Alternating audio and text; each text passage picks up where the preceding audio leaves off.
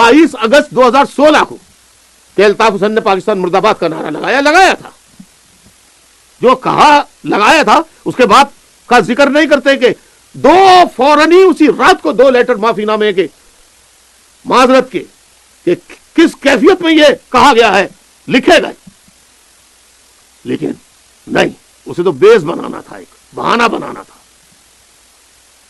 لیکن اس سے پہلے کیا ہوا تھا کسی سے بھی پوچھ لیجئے. کراچی میں ایک اجلاس ہوا تھا جب مجھے اطلاع ملی کہ رابطہ کمیٹی کے اراکین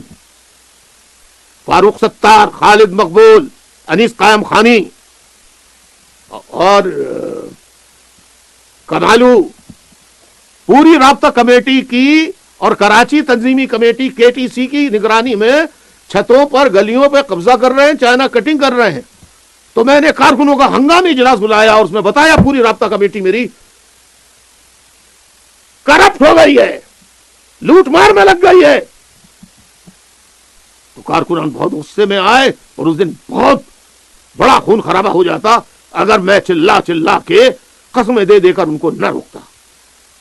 یہ پوری جو آج حیدرآباد بیلٹ میں بیٹھے ہوئے ہیں نا, یہ سارے غدار حیدرآباد کے ہوں یا کراچی کے, یہ سب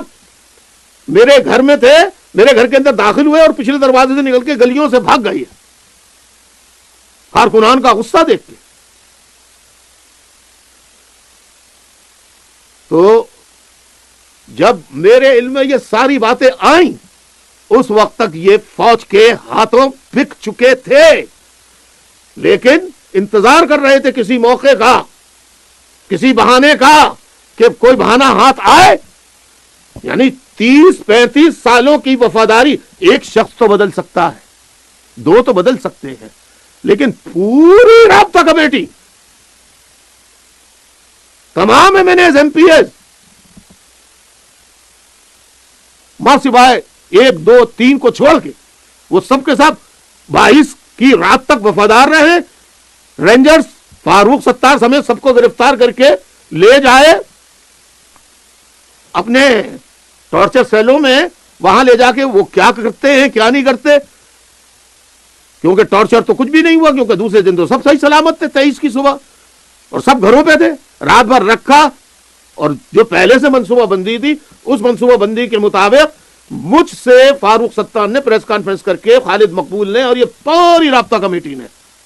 MNAs MPs نے لا تعلقی کا اظہار کر دیا. تو میں جن کے خلاف ایکشن لیتا رہا, کرپشن, بدعنوانی, یہ وہ لوگ تھے